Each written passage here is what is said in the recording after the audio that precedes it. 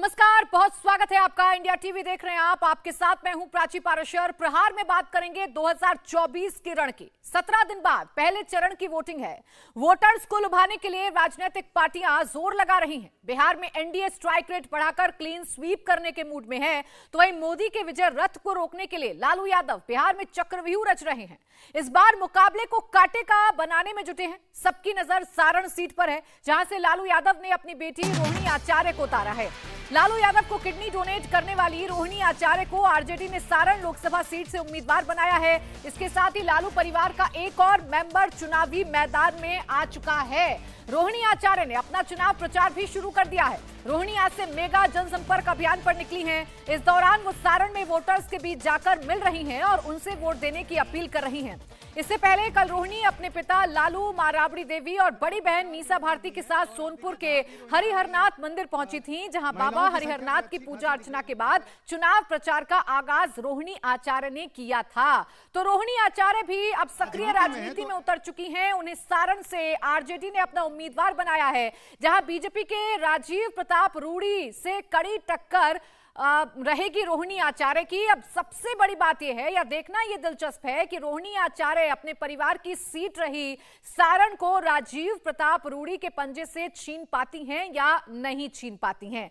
Saran Lok Sabha seat पर इस बार आमने सामने का मुकाबला है। इस बार बीजेपी के राजीव प्रताप रूड़ी हैट्रिक लगाने की तैयारी कर रहे हैं, तो वहीं लालू प्रसाद यादव ने उनके विजय रथ को रोकने के लिए रोहिणी आचार्य को मैदान में उतार दिया है। यानी सीट पर जो टक्कर है वो राजीव प्रताप रूड़ी और रोहिणी आचार्य के बीच में होगी। सारण वो सीट है जहां से लालू यादव जीत चुके हैं, राबड़ी देवी को चुनावी मैदान में उतार चुके हैं और अब उन्होंने अपनी बेटी रोहिणी आचार्य पर दाव लगाया है, जिन्हें मुकाबला मिल रहा है, जिन्हें टक्कर मिल रही है राजीव प्रताप रूड़ी से, जो इस बार अपनी हैट्रिक लगाने के लिए चुनावी मैदान में उतर रहे हैं। 2014 से ये सीट भारतीय जनता पार्टी के पास है। 2014 से राजीव प्रताप रूड़ी यहां से चुनाव जीत रहे हैं। इस बार लालू का परिवार इस सीट से राजीव प्रताप रूड़ी के विजय रथ को रोकना चाहता है, लेकिन इतना आसान नहीं होने वाला है। इसलिए उनकी बेटी और आरजेडी उम्मीदवार रोहिणी आचार्य नामांकन दाखिल करने से पहले ही चुनाव प्रचार में जुट चुकी हैं, जनसंपर्क कर रही हैं, घर घर जाकर लोगों से बात कर रही हैं। अब इस सारण सीट के बारे में आपको बताते हैं कि इस सीट क्यों लालू प्रसाद यादव के लिए इतनी जरूरी हो गई है कि उन्होंने अपनी बेटी को चुनावी मैदान में उतारा है। सीट जो परिसीमन से पहले छपरा के नाम से जानी जाती थी, वहां कभी लालू प्रसाद का बोलबाला हुआ करता था। लालू इसे अपनी कर्मभूमि माना करते थे, लेकिन मोदी लहर के बाद से सीट उनके हाथ से निकल गई। इसके लिए अब आपको मैं पिछले 3 चुनावों के नतीजे भी दिखाती हूं, जिससे आपको साफ हो जाएगा कि लालू यादव के लिए यह सीट जरूरी क्यों है। 2009 के चुनावों की बात करेंगे तो यहां मुकाबला था लालू यादव और राजीव प्रताप रूड़ी के बीच में, लेकिन 2009 का चुनाव लालू यादव जीत गए थे।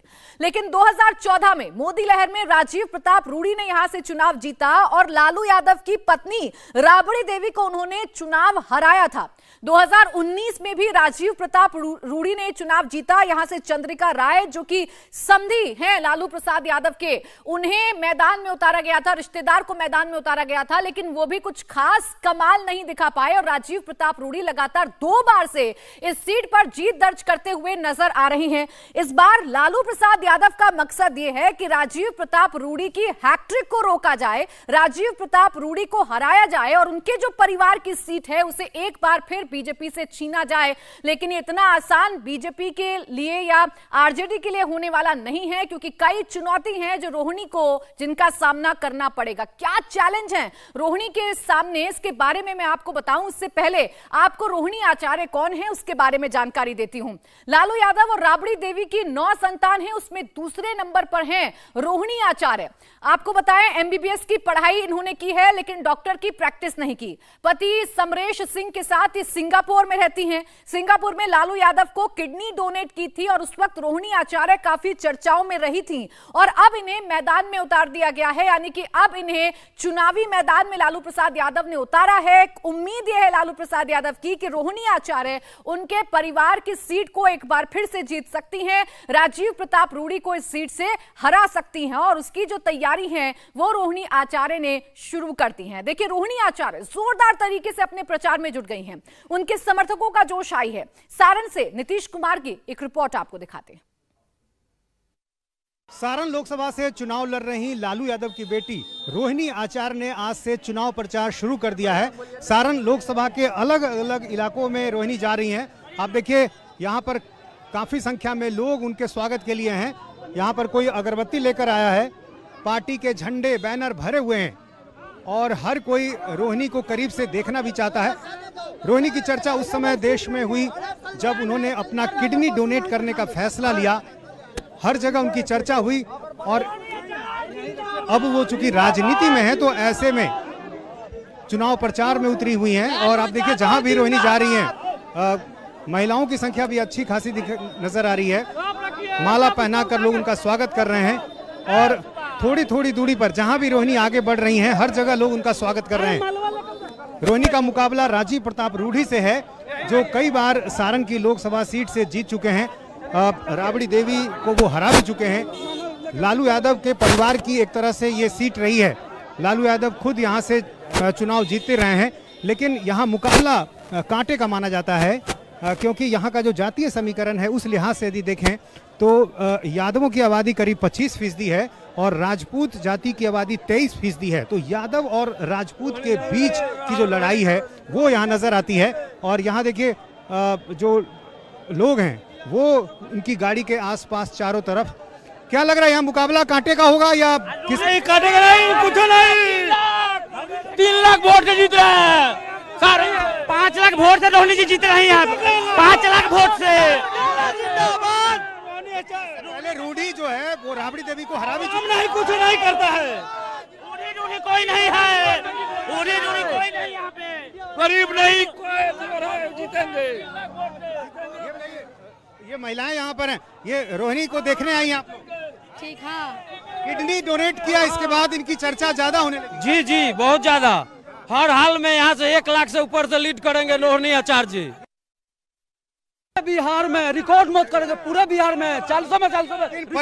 लेकिन इनके राजनीति में आने के बाद परिवारवाद का आरोप फिर लग रहा है। बीजेपी कह रही है कि परिवारवाद करती है ये पार्टी। लगाने से कोई फर्क पड़ने वाला नहीं है।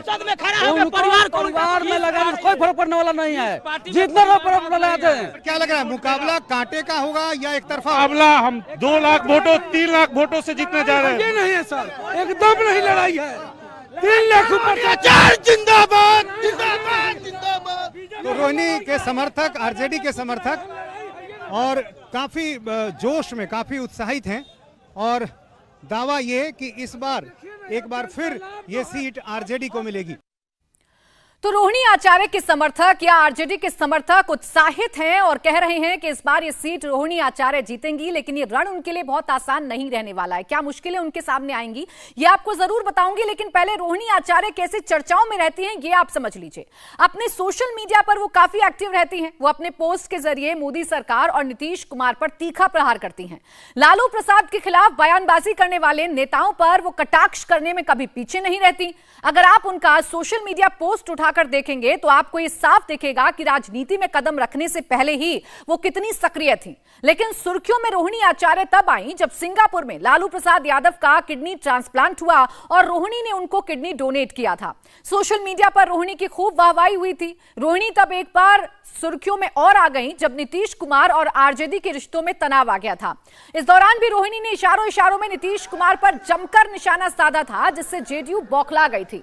लालू के खिलाफ मोर्चा रोहिणी आचार्य ने जो है लालू के खिलाफ अगर कोई बोलता है तो उसका जवाब जरूर देती हैं रोहिणी आचार्य। लालू के खिलाफ मोर्चा खोलने वाले सुशील कुमार मोदी को भी अक्सर रोहिणी आचार्य सोशल मीडिया पोस्ट के जरिए घेरती रही हैं और हाल में बिहार के डिप्टी सीएम और बीजेपी नेता सम्राट चौधरी के उस बयान के बाद सुर्खियों में आ गई जब उन्होंने लालू पर हमला बोलते हुए कहा था कि टिकट बेचने में लालू यादव ने अपनी बेटी रोहिणी आचार्य को भी नहीं छोड़ा। पहले अपनी बेटी की किडनी ली और उसके बाद उसे लोकसभा चुनाव का टिकट दिया, जिसके बाद उनके इस बयान की खूब आलोचना हुई थी। इसे विवादित बयान जो है वो माना गया था, लेकिन रोहिणी आचार्य अपनी आक्रामक शैली से इन तमाम नेताओं को अपने सोशल मीडिया पोस्ट के जरिए जवाब देती हुई नजर आती हैं। अब लालू यादव खुद बिहार के मुख्यमंत्री रहे और केंद्र में मंत्री रहे, पत्नी राबड़ी देवी मुख्यमंत्री रही हैं, दोनों बेटे बिहार सरकार में मंत्री रहे, तेजस्वी यादव तो 2 बार डिप्टी सीएम रहे, बड़ी बेटी मीसा भारती लोकसभा और राज्यसभा सांसद रही हैं। अब दूसरी बेटी आचार्य को यानी कि रोहिणी आचार्य को लालू यादव ने सियासत में उतारा है, तो ऐसे में सवाल ये उठ रहा है कि लालू ने रोहिणी को सारण सीट से क्यों उतारा। तो उसे समझने के लिए आपको सारण सीट का बैकग्राउंड समझना होगा। सारण सीट को पहले छपरा के नाम से जाना जाता था। लालू यादव पहली बार छपरा से ही सांसद बने थे। फिर साल 1977, 1989, 2004 और 2009 में लालू यादव ने यहां से जीत दर्ज की थी। लेकिन 2014 और 2019 में लालू यादव को हार का सामना करना पड़ा, उनके परिवार को हार का सामना करना पड़ा, क्योंकि इस सीट से तकरीबन हर चुनाव में लालू यादव ने अपने परिवार के किसी भी सदस्य को मैदान में उतारा। अब इस सीट पर अपना कब्जा लालू यादव एक बार फिर से चाहते हैं। अपनी परिवार की सीट पर एक बार फिर से परिवार के मेंबर की जीत लालू यादव चाहते हैं, इसीलिए अपनी बेटी को उन्होंने मैदान में उतारा है। लालू यादव ने रोहिणी को सारण से मैदान में इसलिए भी उतारा है क्योंकि इस लोकसभा सीट के तहत 6 विधानसभा सीटें आती हैं, जिसमें 4 सीट पर मढ़ौरा, गरखा, परसा और सोनपुर सीट पर आरजेडी का कब्जा है, जबकि 2 सीट छपरा और अमनौर पर बीजेपी का कब्जा है। लालू यादव को यह लगता है कि अगर 2020 वाले परिणाम आए तो इस बार जीत पक्की होगी। 6 विधानसभा सीट का कैलकुलेशन यह है कि 4 सीट ऐसी हैं जहां पर आरजेडी का कब्जा है, इसलिए लालू यादव को यह लगता है कि इस बार भी वो अपने घर के सदस्य को यहां से चुनाव जिता सकते हैं। लालू यादव को भले ही सारण का प्लेग्राउंड बड़ा आसान लग रहा हो, लेकिन रोहिणी के सामने कई चुनौतियां हैं। जैसे एक तो रोहिणी सियासी पिच पर पहली बार बैटिंग करने उतरी हैं, जबकि सामने राजीव प्रताप रूडी जीत की हैट्रिक लगाने के लिए तैयार हैं। सारण में रोहिणी को किन चैलेंज का सामना करना पड़ेगा? देखिए, रिश्तेदार चंद्रिका राय की नाराजगी उन्हें भारी पड़ सकती है, क्योंकि चंद्रिका राय 2019 में यहां से चुनाव लड़े थे। ऐश्वर्या से तेज प्रताप यादव की तलाक हो चुका है, यानी कि उनका रिश्ता टूट चुका है, और ऐश्वर्या के पिता चंद्रिका राय हैं, उनकी नाराजगी का सामना जरूर करना पड़ सकता है रोहिणी आचार्य को। यानी यादव वोट बैंक के छिटकने का डर आरजेडी को यहां पर जरूर सता सकता है, और यही वो फैक्टर है जिससे रोहिणी आचार्य की राह थोड़ी मुश्किल नजर आती है चुनाव पर जीत दर्ज करने के लिए। तो रोहिणी आचार्य पूरी तरीके से जोर आजमाइश कर रही हैं, चुनावी मैदान में उतर चुकी हैं और अपने परिवार की सीट को एक बार फिर जीतने की कोशिश कर रही हैं। बिहार की राजनीति में तो जबरदस्त हलचल देखने को मिल रही है, लेकिन यूपी के माफिया रहे मुख्तार अंसारी की मौत के मामले में लगातार अभी भी सुर्खियां मिल रही हैं। ये मुख्तार अंसारी मिट्टी में मिल चुका है, 2 दिन पहले उसे कब्र में दफना दिया गया है, लेकिन 72 घंटे बाद एक बार फिर कब्र से उसकी मौत का जिन बाहर निकल आया है। मुख्तार की मौत को लेकर उसके बड़े भाई गाजीपुर से समाजवादी पार्टी के उम्मीदवार अफजाल अंसारी ने एक बार फिर बड़ा दावा कर दिया है। अफजाल अंसारी ने कहा कि मौत से मुख्तार का दी एंड नहीं हो गया है, बल्कि ये तो शुरुआत है। अफजाल अंसारी का दावा है कि सरकार कितनी भी सच्चाई क्यों ना छिपा ले, लेकिन एक दिन इसकी सच्चाई सामने आएगी, क्योंकि मुख्तार को इस तरह से कब्र में दफनाया गया है कि अगर 20 साल बाद भी उसकी बॉडी की जांच होगी तो उसके बाल और नाखून सही सलामत मिलेंगे। उन्होंने कहा कि एक बार फिर आरोप लगाया कि मुख्तार की मौत हार्ट अटैक से नहीं, बल्कि उसे जेल में जहर देकर मारा गया है। तो मुख्तार अंसारी के भाई अफजाल अंसारी, जो समाजवादी पार्टी से गाजीपुर के चुनावी मैदान में भी हैं, वो लगातार आरोप लगा रहे हैं कि उनके भाई मुख्तार अंसारी की मौत नेचुरल डेथ नहीं थी। हालांकि पोस्टमार्टम रिपोर्ट भी इस तरफ इशारा करती है कि मुख्तार अंसारी हार्ट अटैक की वजह से मरा, लेकिन परिवार ये कह रहा है और राजनीतिक दल ये कह रहे हैं, विपक्ष ये कह रहा है कि मुख्तार अंसारी की मौत स्वाभाविक मौत नहीं है।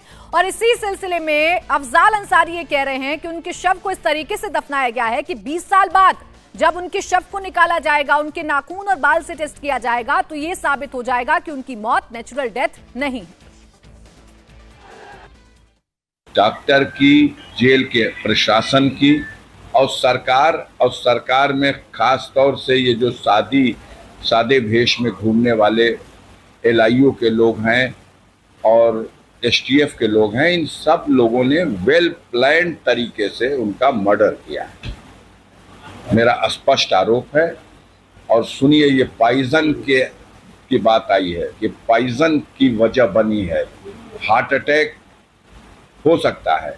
अभी बिसरा रिजर्व हुआ है, गया है जांच में, केमिकल रिपोर्ट जैसी भी है देखा जाएगा। उसके बाद भी और किसी डेथ का पता लगे या ना लगे, लेकिन अगर जहर से डेथ होती है तो मुख्तार अंसारी की बॉडी दफन की गई है मिट्टी में, और इस एहतियात के साथ दफन किया गया है कि अगर ज़रूरत पड़ेगी जांच में आगे भविष्य में कभी, तो 5 साल 10 साल 20 साल के बाद भी उनकी बॉडी का उस स्थिति में भी परीक्षण किया जा सकता है। एक बाल और एक नाखून भी सलामत मिलेगा, तो उससे भी अगर पॉइजन से डेथ हुई होगी तो वो साबित हो जाएगा, क्योंकि आजकल टेक्नोलॉजी उस लेवल की मिल चुकी है वर्ल्ड में।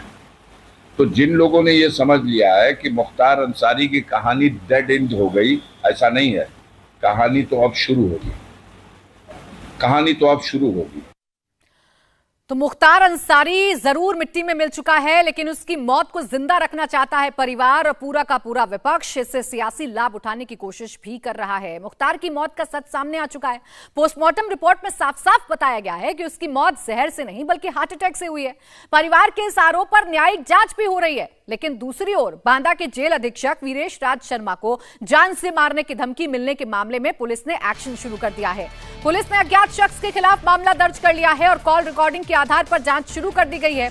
आरोपी के खिलाफ धारा 504 और 507 के तहत मामला दर्ज किया गया है। खास बात यह है कि जिस नंबर से धमकी भरा फोन आया था वो देहरादून का था।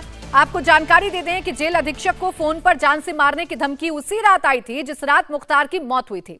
दरअसल mafia don Mukhtar Ansari Banda jail में ही था, जहां उसे हार्ट अटैक आया था। तबीयत खराब होने के बाद मुख्तार को बांदा जेल से बांदा के रानी दुर्गावती मेडिकल कॉलेज में भर्ती करवाया गया था, जहां इलाज के दौरान उसकी मौत हो गई थी। मुख्तार की मौत के बाद उसी रात बांदा के जेल सुपरिटेंडेंट वीरेश राज शर्मा के सरकारी फोन पर एक फोन आया, जिसकी कॉल रिकॉर्डिंग जेल अधीक्षक ने पुलिस को सौंपी। धमकी देने वाले अज्ञात शख्स ने 14 सेकंड तक फोन किया और गाली देते हुए कहा कि अब तो तुझे ठोकना है, बच सके तो बच ले।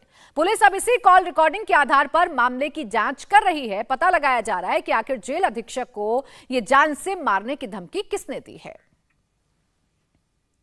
अब बांदा जेल अधीक्षक को जान से मारने की जो धमकी आई, उसकी टाइमिंग को लेकर सवाल खड़े हो रहे हैं और इसे मुख्तार की मौत से जोड़कर देखा जा रहा है।